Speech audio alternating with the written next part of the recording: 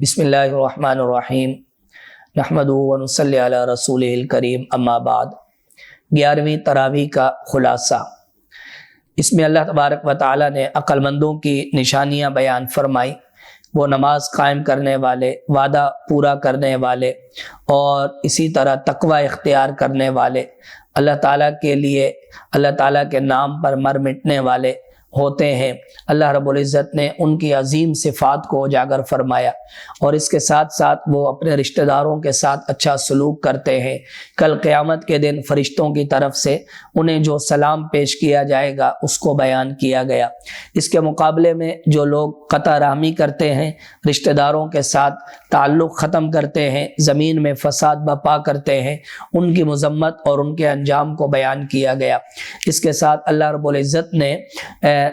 اللہ کے ذکر میں دلوں کا سکون قرار دیا اور مشرکین مکہ کے بارے میں بتلایا گیا کہ انہیں جس طرح بھی سمجھایا جائے اور مردے ان سے بات کرنے لگے تو پھر بھی یہ سمجھنے کو تیار نہیں ہوں گے۔ اس کے بعد آگے اللہ رب العزت نے اچھے اور برے لوگوں کے انجام کو بیان فرمایا، اہل کتاب میں سے اچھے اور برے گروہ کو ذکر فرمایا اور آخر میں انبیاء علیہ السلام کی اولاد، ان کی اور زوجیت کو بیان فرمایا کہ جتنے بھی انبیاء علیہ السلام آئے وہ سب اولاد اور زوجیت والے تھے، اور اس کے ساتھ ساتھ اللہ تعالیٰ نے نبی علیہ السلام کی حقانیت اور اس پر گواہی کو بیان فرمایا۔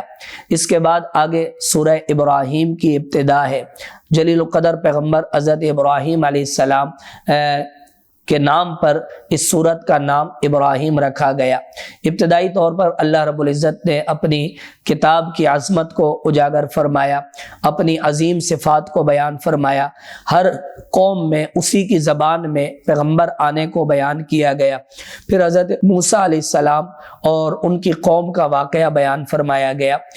حضرت موسیٰ علیہ السلام نے ان کو کس طرح دعوت توحید دی اور ان کو اللہ تعالیٰ کے پر ایمان لانے کا حکم دیا، اور اگر ایمان نہیں لائیں گے تو اللہ تعالیٰ بے پرواہ اور مستغنی ہے، اس بات کو بیان کیا گیا۔ پچھلی کچھ قوموں کے احوال بیان کیے اور انہوں نے اپنے رسولوں کے ساتھ جو مکالمہ کیا اور بشر ہونے کے ناطے انہوں نے رسولوں کی اتباع کرنے سے انکار کیا تو اسے بیان کیا گیا۔ آگے رسولوں نے ان کو جو جواب دیا اسے بیان کیا گیا کہ جتنے بھی انبیاء علیہ السلام تشریف لائے وہ سب بشر تھے، اور یہ کہ اللہ کی طرف سے ہم نشانی لا سکتے ہیں، اپنی طرف سے کوئی نشانی پیش نہیں کر سکتے۔ اس کے بعد آگے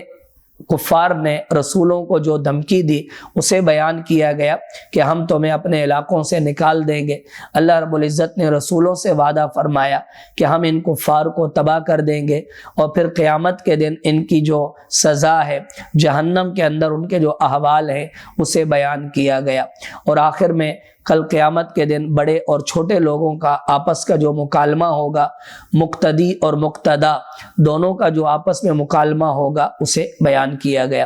اگلے رکوع میں اللہ رب العزت نے شیطان کی بات کو بیان فرمایا کہ وہ قیامت کے دن انسان سے براءت کا اظہار کرے گا کہ میں نے تمہیں اپنی طرف سے صرف ایک دعوت دی تھی، مجبور نہیں کیا تھا اپنی اتباع کرنے پر، تم نے میری بات کو مانا اور اللہ تعالیٰ کی نافرمانی کی، میں اللہ تعالیٰ سے ڈرتا ہوں، چنانچہ وہ برات کا اعلان کرے گا۔ اس کے بعد اللہ تعالیٰ نے اچھے اور برے کلمات کی مثال بیان فرمائی، دو درختوں کے ساتھ مثال دی گئی، اور قیامت کے دن اور مرنے کے بعد اہل ایمان کی ثابت قدمی کو بیان کیا گیا۔ اس سے اگلے رکوع میں اللہ تعالیٰ نے معبودان باطلہ کی اور شرکا کی نفی فرمائی، اور اس کے ساتھ ساتھ اپنی دی جانے والی نعمتوں کو بیان فرمایا۔ سمندر کی نعمت ہے اور سورج، چاند، رات، دن کی نعمت اللہ رب العزت نے اور اس کے ذریعے حاصل ہونے والے رزق کو بیان کیا گیا، اور انسان کو اللہ تعالیٰ کی نعمتوں میں غور و فکر کرنے کی دعوت دی گئی۔ اگلے رکوع میں حضرت ابراہیم علیہ السلام کا واقعہ ہے کہ انہوں نے جو ہجرت فرمائی اور بیت اللہ کے پاس آ کر انہوں نے ٹھکانہ اختیار فرمایا، وہاں پر اپنے گھر والوں کے لیے جو دعائیں فرمائی اور اللہ تعالیٰ کی نعمتوں پر جو شکر ادا کیا تو اسے بیان کیا گیا۔ آخری رکوع میں اللہ رب العزت نے بتلایا کہ اللہ تعالیٰ ظالموں کے عمل سے غافل نہیں ہے، ظالموں کو ان کے اعمال پر پکڑ ہوگی اور پھر وہ وہ خود کہیں گے کہ ہمیں دوبارہ ایک موقع دیا جائے تاکہ ہم رسولوں پر ایمان لائیں، لیکن موقع ان کے ہاتھ سے جا چکا ہوگا۔ اللہ رب العزت نے اس کے ساتھ ساتھ قیامت کے کچھ احوال بیان فرمائے اور کفار کو اور عذاب دیے جانے والے لوگوں کو جو لباس پہنایا جائے گا، اللہ رب العزت نے سورت کے آخر میں اس کو بیان فرمایا۔ اس کے بعد آگے سورۃ الحجر کی ابتدا ہے۔ سورۃ الحجر میں اللہ رب العزت نے ابتدائی طور پر قرآن کریم کی عظمت کو اجاگر فرمایا اور قرآن کریم کی حفاظت کا وعدہ فرمایا۔ جن لوگوں نے رسولوں کو جھٹلایا ان کا ذکر ہوا، اور اس کے بعد اللہ تعالیٰ نے آسمان کی نعمت کو بیان فرمایا اور آسمان کی مضبوطی کو بیان کیا گیا۔ پھر زمین پر اللہ تعالیٰ نے جو پہاڑوں کو رکھا، جو اس میں بارش کا نظام بنایا،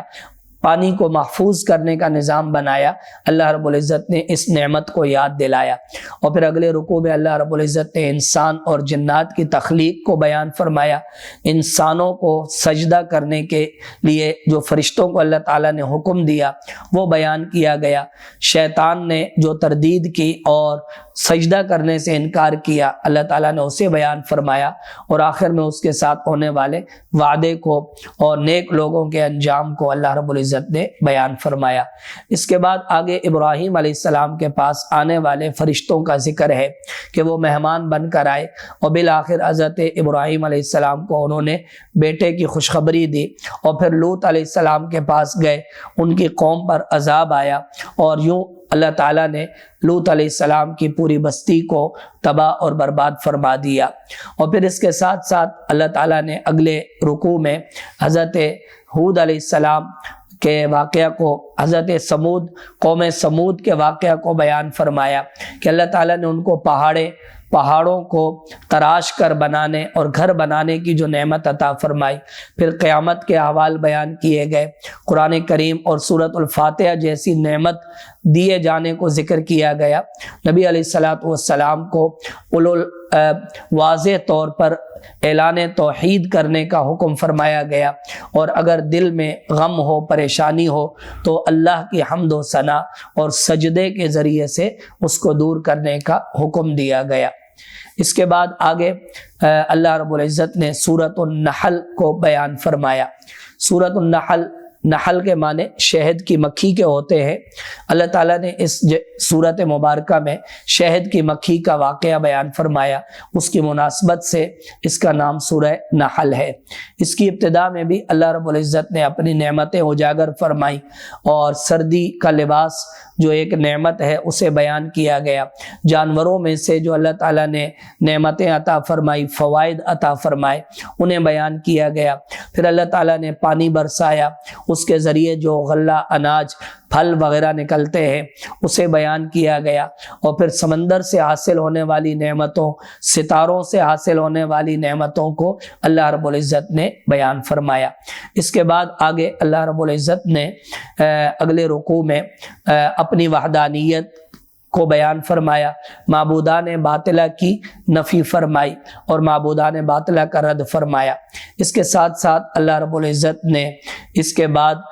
فرشتوں کے ساتھ ہونے والا مکالمہ، برے لوگوں کا موت کے وقت اور اچھے لوگوں کا موت کے وقت جو مکالمہ ہوتا ہے، اور فرشتوں کی طرف سے انہیں جو خوشخبری یا عذاب کی وعید سنائی جاتی ہے اسے بیان کیا گیا۔ اور اس کے بعد اللہ رب العزت نے دوبارہ اپنی توحید کو اجاگر فرمایا، قیامت آنے کی یقین دہانی کرائی، رسولوں کی عظمت کو بیان کیا گیا، اور اس کے ساتھ ہجرت کرنے والوں کی عظمت اور فضیلت کو اللہ رب العزت نے اجاگر فرمایا۔ اس کے ساتھ ساتھ قرآن کریم کی عظمت کو دوبارہ بیان کیا گیا۔ ہر چیز اللہ تعالیٰ کو سجدہ کرتی ہے، اس بات کو اللہ رب العزت نے بیان فرمایا۔ اس سے آگے اللہ رب العزت نے ان لوگوں کی مذمت بیان فرمائی کہ جو اللہ تعالیٰ کے لیے تو بیٹیاں تجویز کرتے ہیں اور خود بیٹی پیدا ہونے پر ناراضگی کا اظہار کرتے ہیں، اور اس کے ساتھ اللہ رب العزت نے فرمایا کہ اگر اللہ تعالیٰ چاہے تو اس پوری کائنات میں گناہوں کی وجہ سے ہر ذی نفس اور ہر ذی روح کو اللہ تعالیٰ پکڑ لے، لیکن اللہ تعالیٰ مہلت عطا فرماتے ہیں۔ اور اس کے بعد اللہ تعالیٰ نے پھر اپنی نعمتیں یاد دلائی۔ اللہ تعالیٰ نے دودھ عطا فرمایا، خون اور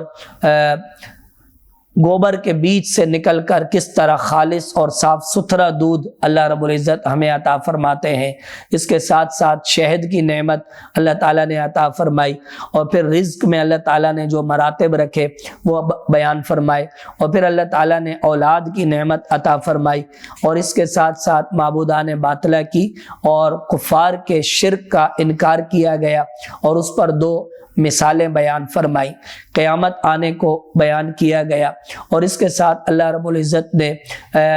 زمین کے اندر انسان کو مختلف حاصل ہونے والی نعمتیں، پہاڑوں کی نعمت، گھروں کی نعمت اور اون کی نعمت اور اس طرح کی نعمتیں بیان فرمائی۔ آخر میں اللہ رب العزت نے کفار کا قیامت کے دن اپنے معبودوں سے ہونے والا مکالمہ بیان فرمایا، اور اس کے ساتھ بیان فرمایا کہ ہر امت کے لیے کل قیامت کے دن ایک گواہ آئے گا، اور نبی علیہ الصلوۃ والسلام سب کے گواہ ہوں گے۔ وآخر دعوانا ان الحمد للہ رب العالمین۔